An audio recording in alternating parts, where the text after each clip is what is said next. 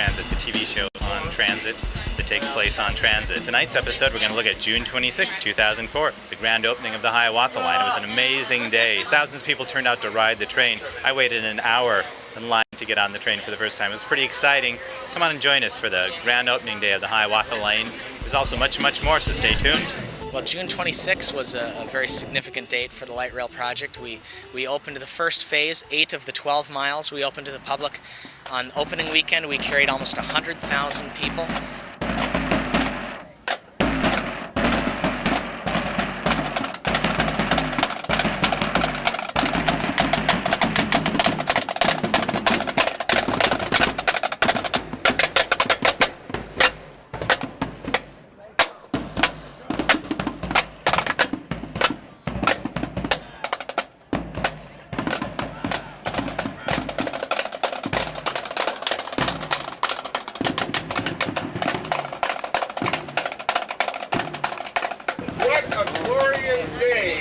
Start a railroad, huh? Could it be any better than this?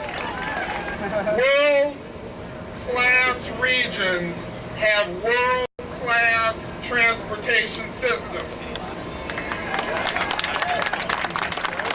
We are now less than an hour away from opening just such a system here, the Hiawatha Light Rail Line. There's other lines that I want to see up and running. I think this is about time and way overdue. This is just the first leg of a system, so if you're expecting it to be self-supporting when it's only the first leg, it can't do that. But if we expect light rail ever to not require taxpayers' dollars, it's kind of an absurdity. It's like asking roads not to need taxpayers' dollars. This project will teach us lessons. It will give us additional insights that we can use to make our metro area in Minnesota an even better and stronger place. And regardless of the perspective that you might have on this project, let's be open-minded about learning from it and benefiting from its lessons and using that to build upon future projects. And one that I like in particular would connect right about here and head up to Big Lake, Minnesota, called the North Star Railroad.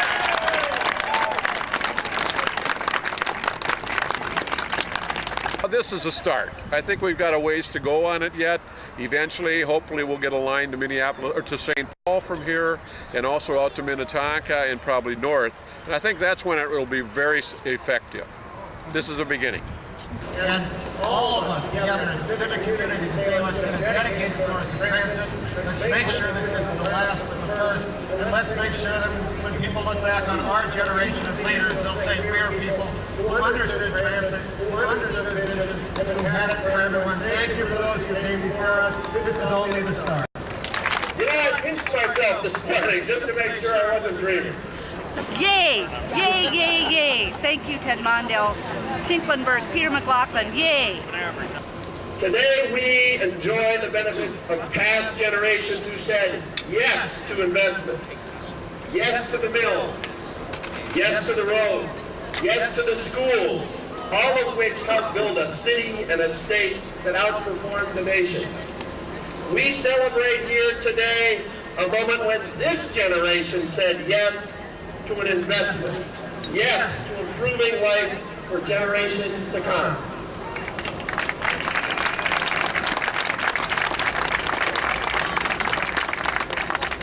I'm a big supporter of, Hiawatha. I'm also a big supporter of the Southwest Rail Line. I want to see that up and running.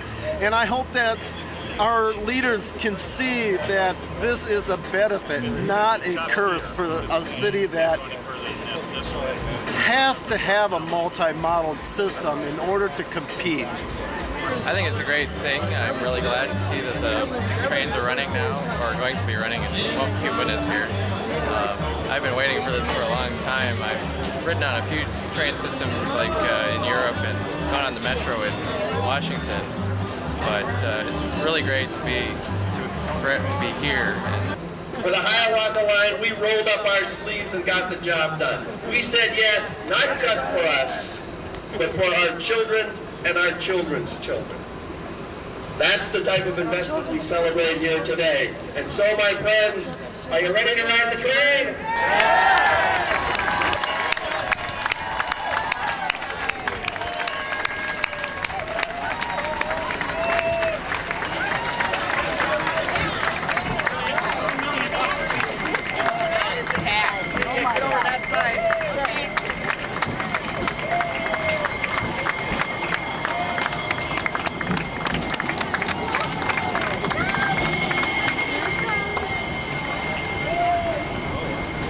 live about 3 blocks away from the Midtown Lake Street station, so anytime I come into downtown Minneapolis, it will be with this.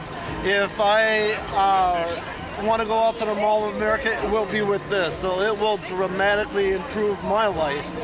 I'll be able to sit there actually and read a newspaper without it bouncing all over the place. I'm excited. Finally, we're gonna have some transit just like a real city. Get on that chair.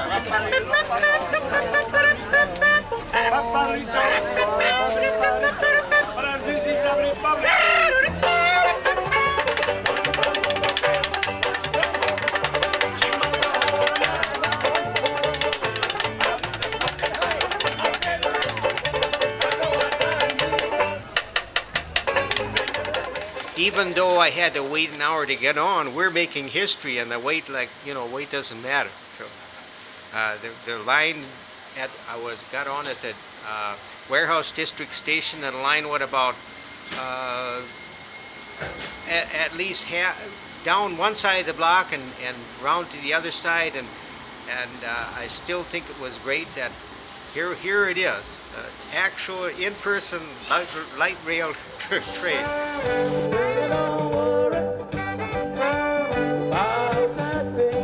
Don't you worry about a thing, every little thing is gonna be alright.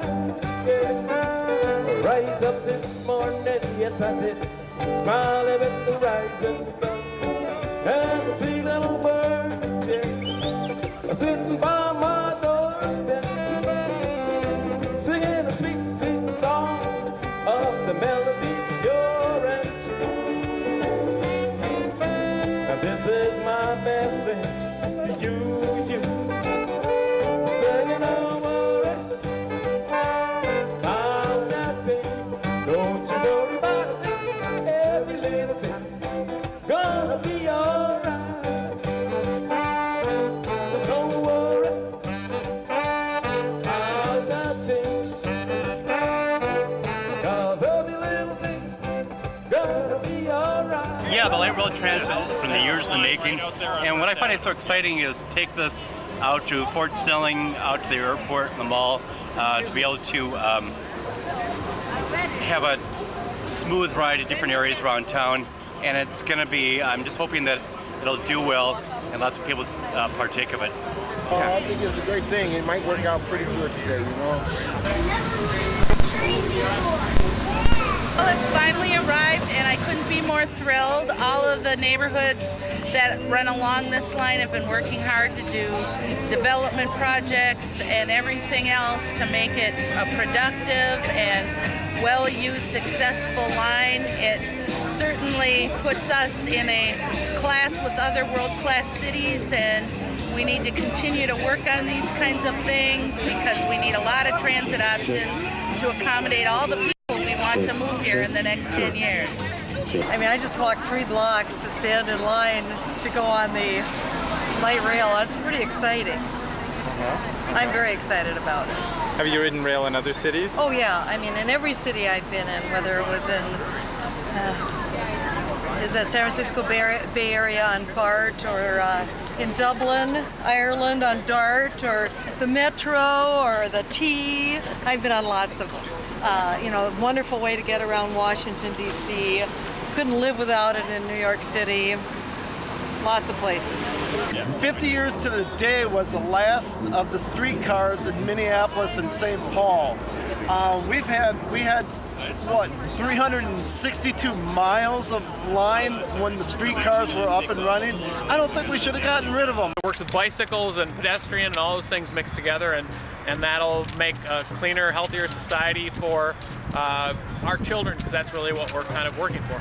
Sierra Club has our office right down the street from here, and light rail is significant to our overall transit infrastructure, and it's hopefully the beginning of more transit for the Twin Cities metropolitan area. Oh, I think it's really exciting to have all the transit available, so that, A, for pollution is going to help out a lot. And just to get people down to this area of Minneapolis, I think a lot of people don't come down to Franklin Avenue because they think stereotypically it's a bad place to be.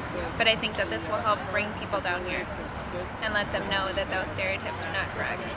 The neighborhood group said this is a great opportunity for us to showcase the very best of what somebody would find if they got off the train. And they came to the station on opening day to give you a sampling of their food and their music and the services that they provide, and so that people would ride the train and get off the train and come there. And that's always been Metro Transit's goal as well, to get people to use transit not just for their work commute, but for errands and entertainment and shopping and all kinds of fun things along the way. If we continue to develop and build farther and farther and farther out, there's costs to doing that. We're taking away farming land, we're taking away land that is used for habitat, and if we want to have that land left, we need to live in a more densely populated world and save that land for vacations. And it costs a lot of money to build more highways and to build more sewage systems and all of that, so we need to think about how we're living and live in a different way than we have been living. Otherwise there won't be anything left for those that are here after we're gone.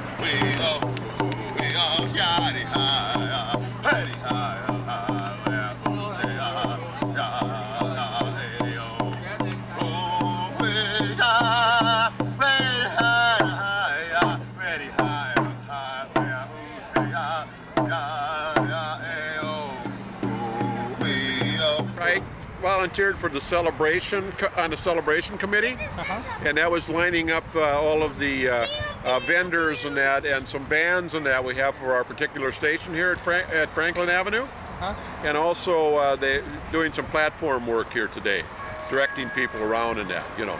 Transportation Museum has been working with Metro Transit for a couple of months now on this particular day, and we have some 60 volunteers from the Minnesota Transportation Museum here working as car attendants. We're trying to help out, have several members on each of the cars that they're running today, just to make sure things go okay. And I live in the neighborhood here, and I'm very excited about this line because I plan on using it, particularly like tomorrow I'm going to go down to the Metrodome, go to the Twins game, and I plan on using the line for that. I'd say I'm ecstatic right now. Could hardly ask for better weather, hardly ask for a better system, and hardly ask for more riders. I think this is a good idea. I wish they would have had it a long time ago. It's pretty smooth. You know, we're checking out every stop and see what they get, see where they do stop. So in the future, you know, you'll know where like here you can get off and you can connect with some buses over here a couple blocks away. So I think that's pretty nice. You know, I think it's great. I think it's a wonderful thing. With all the congestion going on in the city, I think the rail system will be a good one. I was part of the construction team also, so we're here to enjoy ourselves. How are you? Good. So you were involved in actually putting together the line by constructing? I was part of the construction over at the maintenance shop. I did all the drywall and building. So what's it like to see it actually here after all your work? I think it's great. I'm excited. I think it's great. I think it's a wonderful thing. The boys are excited and everyone is excited. I think it's going to be great. Well, I want to tell you, I'm sick of people in the suburbs whining about how they paid for this and they're never going to use it. Because I live in Minneapolis. I paid for $4.94 to be reconstructed. I never use it. I paid for $5 to be reconstructed. I never use it. I paid for $6.94 east to be reconstructed. I never use it. I paid for $6.94 west to be reconstructed. I never use it. I paid for the community center in Chaska. I don't use it. The schools in Eden Prairie, I don't use them. And I paid for the senior centers in Brooklyn Park and I don't use them. So it's about time that people in the suburbs can pay for something and people in Minneapolis can use. Yeah!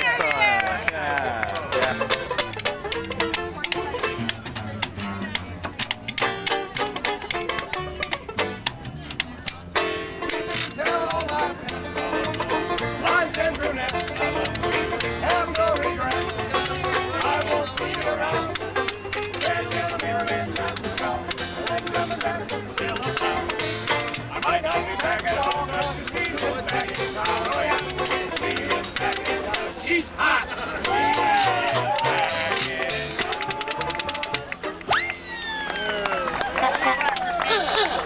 fabulous day for transit in Minnesota.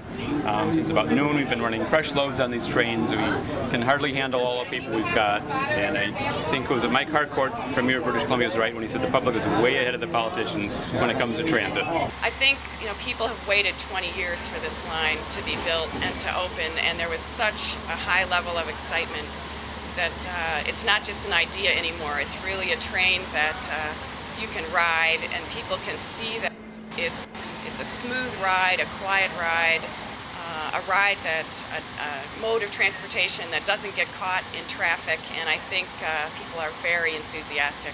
Virtually everyone I've talked to loves the system. They just want to know why we can't have more of it and how soon we can get more of it. It was just this giant fair going on all over the city, all centered on light rail transit. It was almost brought tears to your eyes. It restored my faith in humanity for one day. Well, grand opening weekend back in June 26th, 27th was a tremendous success. It was just an outpouring of community energy and community reception to the rail line. We carried 96,000 passengers opening weekend as an introduction and kind of our invitation to the neighborhood to ride Hiawatha Light Rail and ride all the neighborhood buses that are now feeding Hiawatha Light Rail. We're seeing on any given day between 60 and 100% greater than what we anticipated. This is all great news, but it really is the first step in what must be a larger system. In December, we will extend the line to Bloomington, to the airport, to the Mall of America, and we expect that ridership will increase after that. We also really expect that in order for the Hiawatha Line to see its true potential, you need to expand it. You need to look at sending commuter rail up to congested corridor Highway 10, the North Star Line. You need to look at building the Central Corridor, which would be light rail down University Avenue, connecting the two downtowns. Light rail on the Southwest Corridor. You have a number of different projects that you really need to start to consider. We knew that opening day, or we hoped that opening day, the question on everyone's lips would be, this is great, when are you going to put it in my neighborhood? And we have found that that is in fact true. People are just excited about light rail. It was almost unbelievable. I mean, it was hard for me to just, is this a dream? Is this reality? Is this really happening? I mean, we've been waiting for so long for something like this, and we're so far behind a lot of the other cities of comparable size. I think 3 out of the last 4 years, the legislators actually cut funding for transit. We need to reverse those cuts and start getting us closer to where our peer groups around the country are. Right now we're spending about 2/3 of what our peer groups around the country are spending on transit on a per capita basis. It was like for this one day, things seemed to all come together and converge, and ever since then, I get the same kind of feeling whenever I get near the train. Like, this is my hope. This is my only hope. Come on and ride the Hiawatha Line, it's great.